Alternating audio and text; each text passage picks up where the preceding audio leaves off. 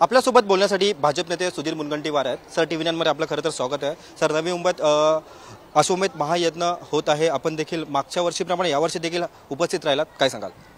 हा एक उत्तम आमच्यासाठी सौभाग्यशाली योगायोग आहे की छत्रपती शिवाजी महाराजांचा 350वा राज्याभिषेकाचं हे वर्ष आहे आणि आज ज्या सभागृहात मी उभा आहे याचा खरा आदर्श हे राजमाता जिजाऊ व छत्रपती शिवाजी महाराज आहे की संस्कार, आपला गर्भसंस्कार कसा द्यायचा आणि या संदर्भात हे प्रदर्शनी आहे।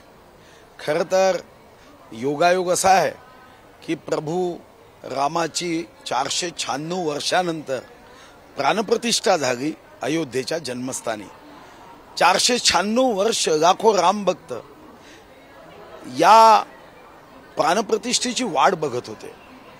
खरं तर हा यज्ञ हा जानेवारी महिन्यात होणार होता, पण योगायोग असा आला की तेव्हाही रामायणातला प्रसंग आणि आज योगायोग असा सुंदर आला की तेव्हा प्रभू रामचंद्र अयोध्यापती झाल्यानंतर, त्यांचा राज्याभिषेक झाल्यानंतर बरोबर 1 महिन्यानी अश्वमेध यज्ञ प्रभू रामाने सुरू केला आणि आत्ता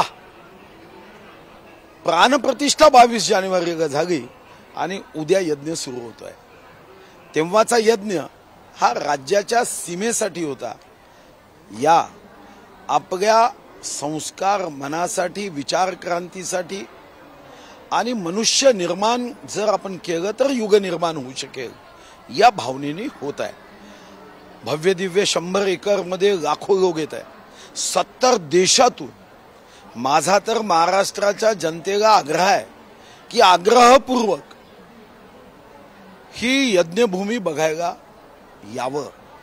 ही यज्ञभूमी म्हणजे फक्त आहुती टाकण्यापुरती मर्यादित नाहीये, यामध्ये एक वैचारिक दर्शन आहे, एक विचार दर्शन आहे। मनुष्य योनी श्रेष्ठ योनी आहे, पण श्रेष्ठ योनी म्हटल्याने श्रेष्ठत्व येत नाही।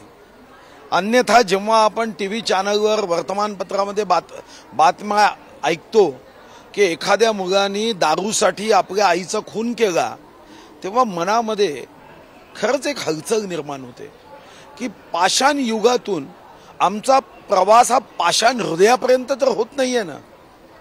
तर या हृदयाला दिशा देण्याचं कार्य या 100 एकरच्या या अश्वमेध यज्ञ पवित्र परिसरामध्ये होणार आहे आणि मला वाटतं की हा यज्ञ जाती धर्माशी संबंधित नाही।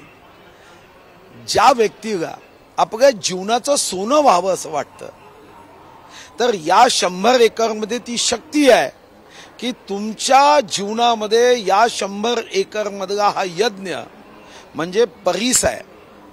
या वैचारिक परिसानी या परिसरात तुमचं जीवन हे निश्चितपणे सोनेरी मार्गावर पुढे जाईल हा माझा विश्वास आहे। सर, आपल्या महायुती सरकारने खरं तर मराठ्यांना आरक्षण दिलेलं आहे, मात्र तरी देखील जरांगे पाटील हे पुन्हा उपोषणाला बसणार आहेत। नाही, ठीक आहे, त्यांच्याशी माननीय मुख्यमंत्री उपमुख्यमंत्री संवाद करतील, कदाचित काही गैरसमज असतील तर ते दूर होतील। राष्ट्रवादीचे अध्यक्ष शरद पवार असे देखील म्हणतात की फोडाफोडीच्या राजकारणात भाजप अग्रेसर असतं। नाही, मला असं वाटतं की 21व्या शतकामध्ये जोक मारण्याची एक स्पर्धा झाली आहे।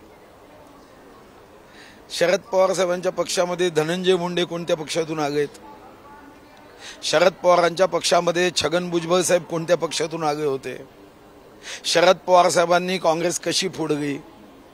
मला असं वाटतं की माहित नाही, पण देव राजकीय नेत्यांना स्मरणशक्ती कमी देतो की काय असा प्रश्नचिन्ह निर्माण व्हावा असे सर्व वक्तव्य असतात।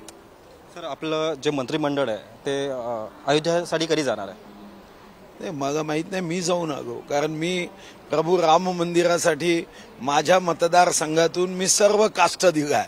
प्रभू रामाच्या दर्शनाला जगातला कोणताही राम भक्त जाऊ द्या, पण माझ्या मतदारसंघाच्या दरवाजेतूनच जावं लागतं। मला त्याच्यात आनंद आहे। मी दर्शन घेऊन आलो। मंत्रिमंडळ कधी जाईल हे मी विचारून सांगू शकतो, मला माहिती नाही। सर, लोकसभेची जी निवडणूक आता कधीही लागू शकते, कशी तयारी चालू आहे भाजपकडून? असं आहे, परीक्षा आल्यावर तयारी करणाऱ्या विद्यार्थ्यांपैकी भारतीय जनता पार्टी नसते। आम्ही वर्षभर सेवा करतो, सत्ता हे आमच्यासाठी साध्य नाही, साधन आहे सेवेचं. 5 वर्ष मनापासून सेवा करायची. मतदार राजा जो प्रसाद देईल, आंबट गोड तुरट खारट, तो स्वीकारायचा. खुर्चीसाठी मरणारे पक्ष आहेत ना, त्यांना प्रश्न विचारा. आम्ही तर 5 वर्ष सेवा करतो, काम करतो.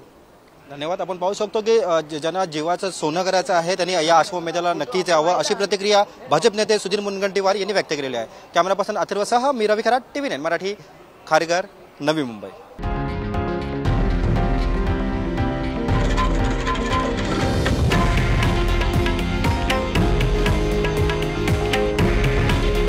हे आहे देशातील नंबर 1 न्यूज नेटवर्क आणि आपण पाहत आहात TV9 मराठी. काळजी तुमची, हित महाराष्ट्राचं.